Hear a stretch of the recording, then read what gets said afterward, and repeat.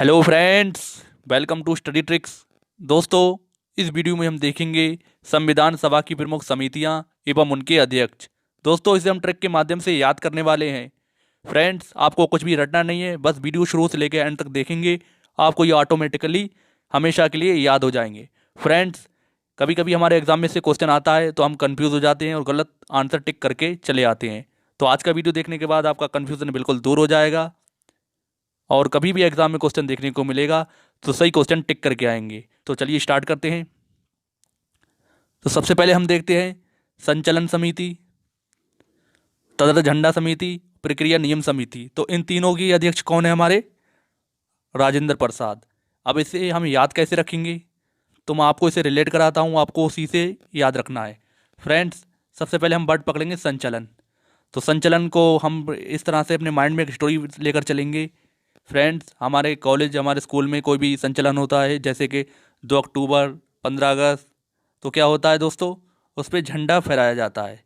क्या फहराया जाता है? झंडा।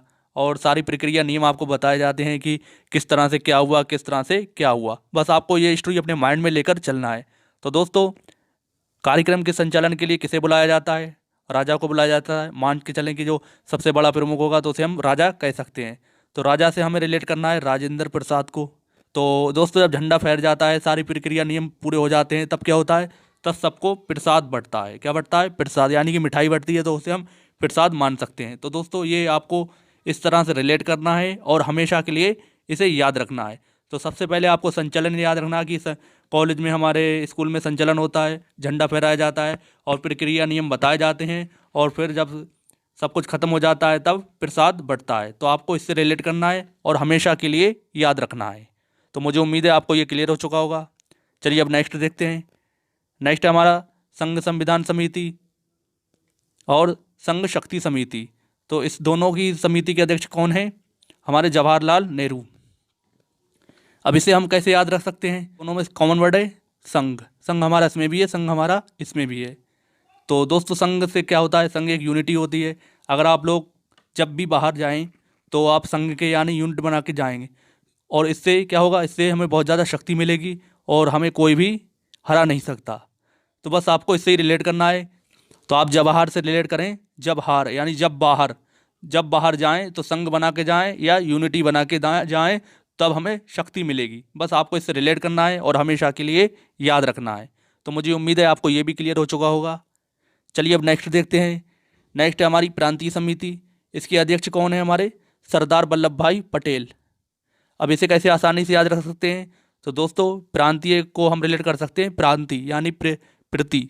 तो आप सब लोगों से पूछा जाए आपको किसके प्रति प्रेम सबसे अधिक है, तो आप सब कहेंगे अपने भाई के प्रति। तो बस आपको भाई से रिलेट करना है, प्रति को प्रांत से रिलेट करना है, भाई को सरदार वल्लभ भाई पटेल से। यानी प्रांतीय समिति के अध्यक्ष कौन हो जाएंगे? सरदार वल्लभ भाई पटेल। चलिए अब नेक्स्ट देखते हैं। नेक्स्ट हमारे प्रारूप समिति। तो प्रारूप समिति के अध्यक्ष कौन है? डॉक्टर भीमराव अंबेडकर। अब इसे कैसे याद रख सकते हैं? दोस्तों, मैं इसको याद करने की 2 ट्रिक बता रहा हूँ, दोनों में से आपको जो भी अच्छी लगे आप उससे रिलेट करके याद रख सकते हैं। तो सबसे पहली ट्रिक हमारी क्या है? तो इसमें आपको दिख रहा है प्रा और ये पा। तो दोस्तों, दोनों आप पापा को ले लें और रू को छोड़ दें, यानी कि पापा। अगर आप सब लोगों से पूछा जाए संविधान के पापा यानी संविधान के पिता कौन है, तो आप सब लोग बता देंगे डॉक्टर भीमराव अंबेडकर। तो आप इसे इस तरह से रिलेट करके याद रख सकते हैं। दोस्तों, दूसरी ट्रिक इसकी ये है, आप प्रारूप में बढ़ लेंगे रूप।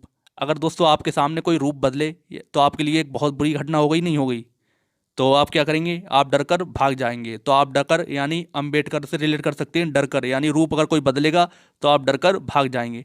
आप इस तरह भी इसे रिलेट करके याद रख सकते हैं। तो दोस्तों, मैंने आपको 2 ट्रिक बता दी हैं, आपको जो भी अच्छी लगे आप उससे रिलेट करके आसानी से याद रख सकते हैं। चलिए अब नेक्स्ट देखते हैं। नेक्स्ट है हमारी मूल अधिकार उपसमिति। तो इसके अध्यक्ष कौन है? JB कृपलानी। दोस्तों, अब इसे कैसे आसानी से याद रख सकते हैं? तो दोस्तों, आपका किसी पे भी अधिकार होगा तो आप उससे भी कोई चीज़ लाने के लिए कह सकते हैं। लानी से आप कह सकते हैं कि ये लानी है, तो जिस पे आपका अधिकार होगा केवल आप उससे ही कोई चीज़ मंगा सकते हैं। तो आपको इसी से इससे रिलेट करके याद रखना है। और फ्रेंड्स, इतनी ज़्यादा ये पूछा भी नहीं जाता है, फिर भी आप इसे याद रखें। चलिए अब नेक्स्ट देखते हैं। नेक्स्ट है हमारा कार्य संचालन समिति। तो इसके हमारे अध्यक्ष कौन है? कौन है? के एम मुंशी। अब इसे कैसे याद रख सकते हैं? दोस्तों, कहीं भी हमारा कार्य का संचालन होता है तो वहाँ पर एक मुंशी होता है। मुंशी कैसा होता है?